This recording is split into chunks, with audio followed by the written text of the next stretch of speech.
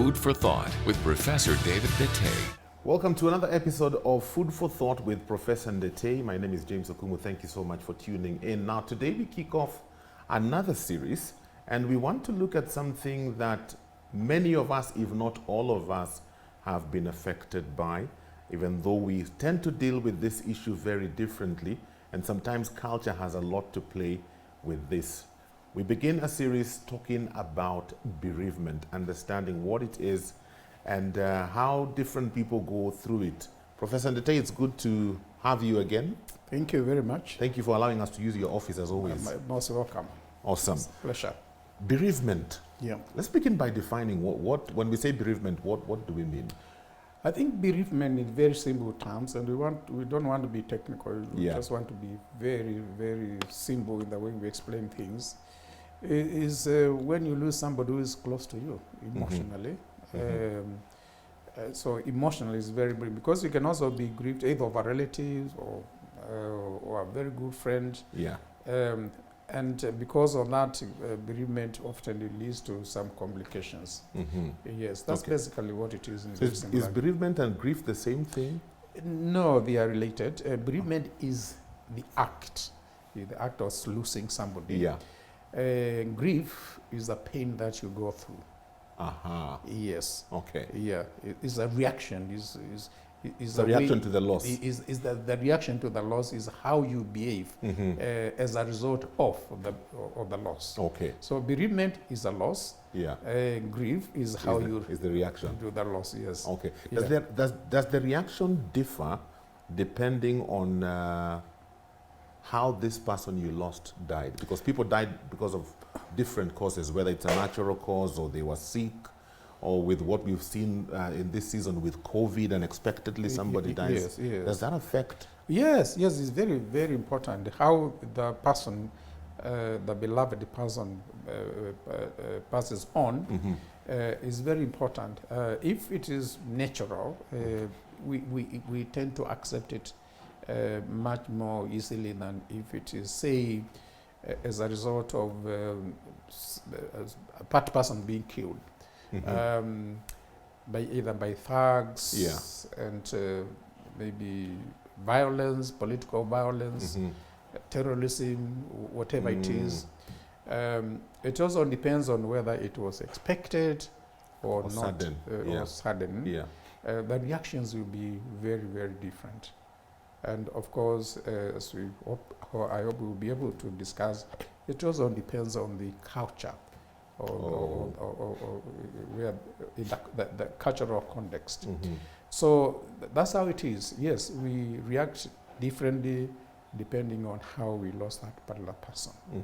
Yes. I know you've been a part of different teams in different situations, helping people to deal with bereavement and grief. Yes. Whether it was the bomb blast or I think some time back we were having a discussion and you talked about going to Rwanda when the genocide happened there. Yes. What are some things you can tell us about such situations? Well, Rwanda was very, very interesting from very many perspectives. It so happened that one of my students training psychiatry was from Rwanda. And I think perhaps that was the connection. I don't think it was because of my merit or whatever, but because I had some connection through one of my other students. Now he's grown up to be a big man, and I'm extremely very proud of that. Wow. But when we were asked to go to Rwanda, it was a very difficult decision, whether I should go or not go. We could see the pictures on television what was happening, and I went to see my vice chancellor, Professor Ngishaka, then, and told him I've been asked by this United Nations body to go to Rwanda, and he said no. I can't let you go, Professor Ndete. I can't let you go. I mean, what if you get killed there? People will say I'm the one I'm responsible for it, and they may come and blame me for it. See? Yeah. Blame me for it. But eventually, I agreed. Now, And I took 2 of my colleagues, and it was amazing. Nearly everybody there had been bereaved one way or other. Yeah. Unfortunately, or fortunately, the people from the West were reluctant to go there because some of them may have been blamed for what had happened. Yeah. So we 3 poor African people from Kenya went there, and it was so overwhelming. Wow, I can imagine. So overwhelming. What could we do with all these people? And basically what we did was just to get them to start talking. Yes. Yeah. And although I had done group therapy as a trainee in UK, the contexts were very, very different. But here, dealing with and you know, when I was doing group therapy as part of my training, I was just wondering, why am I wasting time going through this kind of training? And yet, when we tried to apply it in Rwanda, it was phenomenal. Yes. Getting people together and sharing experiences. This is what happened to me.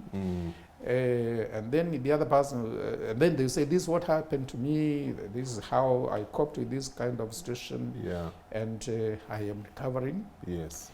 And there's a person there who is listening very, very carefully, because what this other person is describing is exactly what I went through. How come he somehow is managing, and I'm not. And I am not managing? And then they will ask, but how did you manage? And they will share this. So we found there was a lot of expertise within this group of these groups of people. Although they were lay people, they were not professional. They were just talking about their experiences and supporting one another, and so on. And then that was in 1964, but we were there in 1994. 94, yeah. Yeah, we were there in 1996, 97, that kind of time. And then in 1998, we had the bomb blast here. And then the American embassy asked me to get involved. Okay. And we were faced with the same problem. Wow. Very few of us.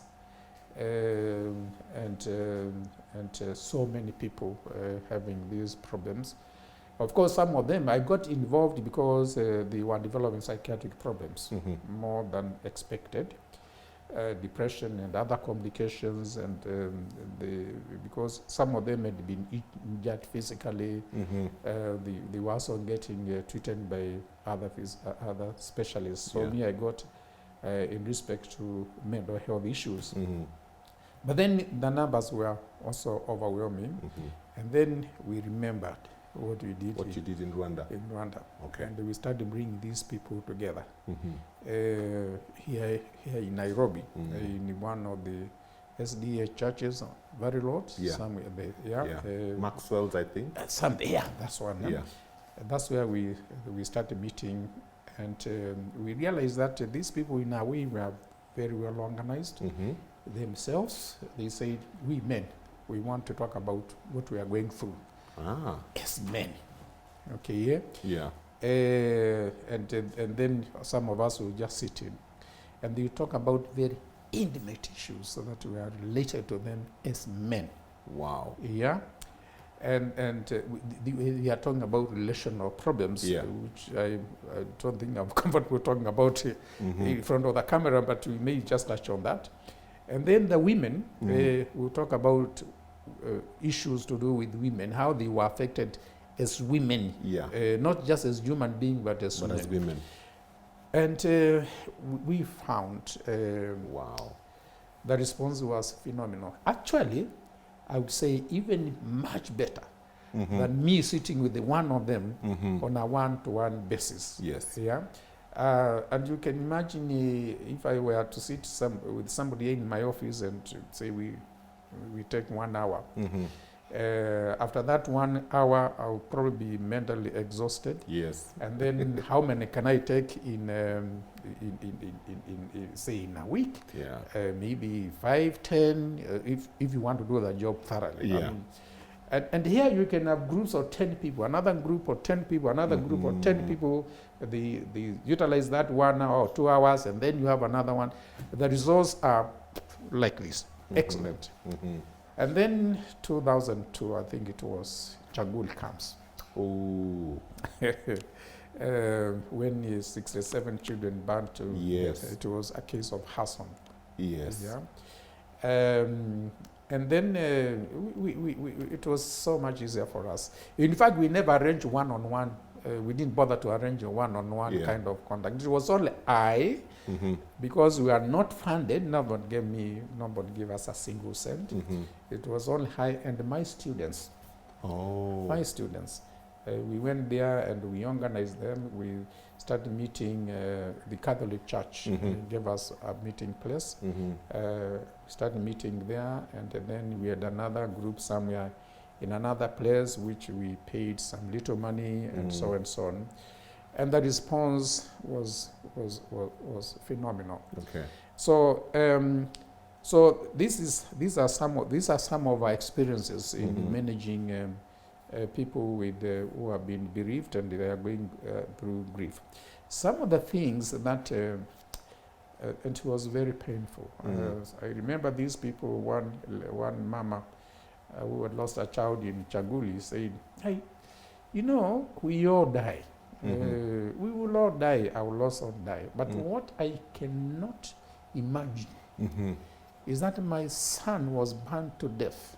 Wow. And that it was somebody who started this deliberately. Yes. That's what pains me most.